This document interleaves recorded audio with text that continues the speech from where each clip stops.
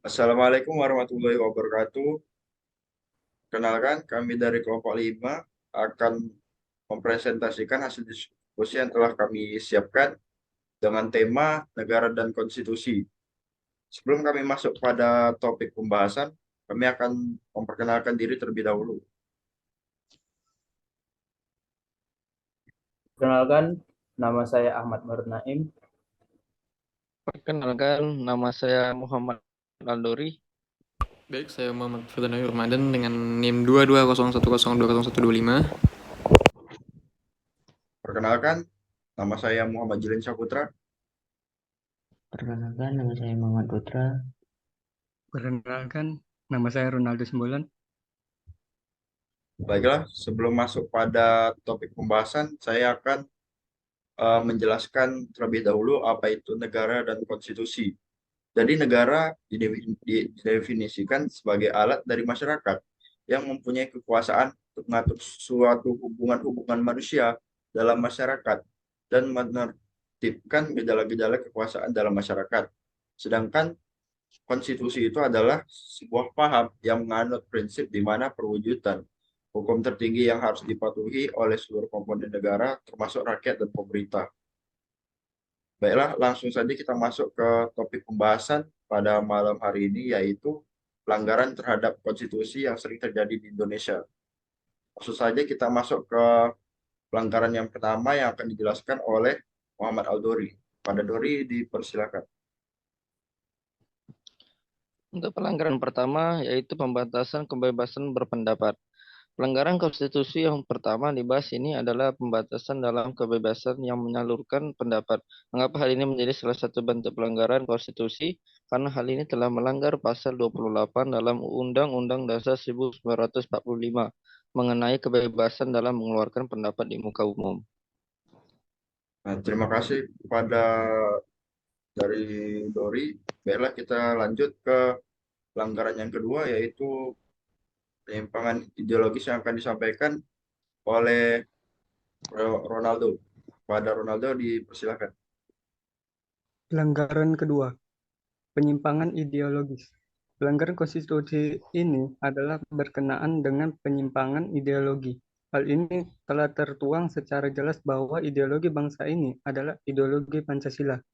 Karena ideologi Pancasila merupakan ideologi yang berasal dari nilai-nilai leluhur bangsa serta telah tertanam dan nilainya sesuai dengan akar kehidupan bangsa Indonesia. Dan apabila ada yang menyimpang, maka hal itu sudah termasuk pelanggaran konstitusi.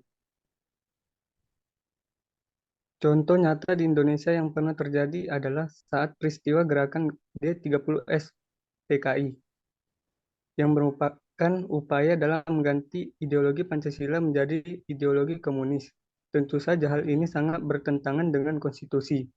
Maka tentu pemerintah harus bertindak tegas dalam memberantas oknum-oknum tersebut, karena hal ini telah menimbulkan kegaduhan serta melanggar hukum. Baik, itu saja yang dapat disampaikan oleh Ronaldo. Terima kasih kepada Ronaldo. Selanjutnya kita akan eh, berikan penjelasan oleh Ahmad Bahrul Naim. Pada Naim, dipersilakan. Baik, contoh pelanggaran konstitusi yang sering terjadi di Indonesia yang ketiga adalah tidak adanya jaminan atas HAM. Dalam konstitusi terdapat tiga hal penting mengenai HAM, yaitu hak untuk hidup, kebebasan beragama, serta kebebasan mengeluarkan pendapat di muka umum. Namun kenyataannya hal ini tidak dapat diberikan jaminan perlindungan terhadap HAM secara penuh. Terbukti dengan masih ada banyaknya kasus pelanggaran HAM yang bahkan tidak dapat diselesaikan oleh pemerintah. Sehingga muncul kecenderungan bahwa pemerintah dalam hal ini sedikit mengabaikan mengenai HAM. Baiklah, terima kasih pada Naim. Untuk selanjutnya akan dijelaskan oleh Putra. Pada Putra, dipersilakan. Baiklah, pelanggaran yang keempat di sini adalah mencoret-coret bendera kebangsaan.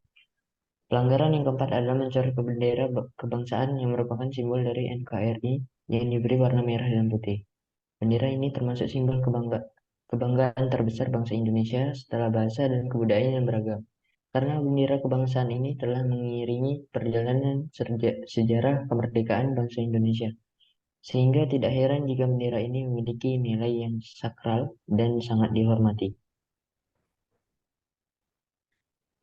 Maka tindakan mencoret bendera menjadi salah satu contoh pelanggaran terhadap konstitusi, karena telah ditetapkan bahwa bendera dan lambang negara serta bahasa diatur dalam pasal 36 Undang-Undang 1945. Maka segala bentuk perbuatan yang dikategorikan melecehkan keberadaan bendera negara adalah merupakan bentuk pelanggaran konstitusi. Jadi, tidak dipungkiri lagi bahwa perbuatan ini dikategorikan sebagai pelanggaran hukum dan akan dikenai sanksi. Baiklah, terima kasih kepada Putra. Untuk pelanggaran yang kelima akan dijelaskan oleh Muhammad Firdan. Baik, terima kasih kepada Julian.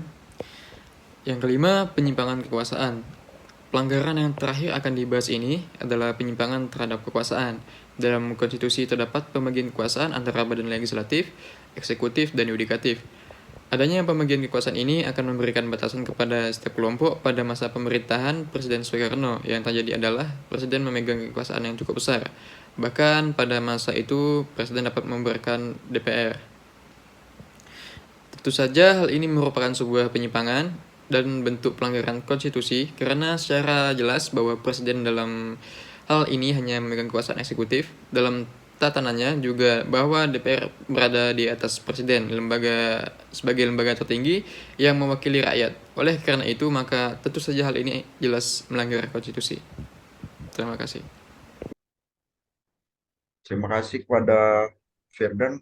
Mungkin itu saja yang dapat kami kelompok 5 sampaikan. Jika terlebih kurang, mohon dimaafkan. Kami akhiri. Wassalamualaikum warahmatullahi wabarakatuh. Ya kan? Ya, Dan saudara. Enggak, Bang. Udah. Betul, Jarsi. Don Bong.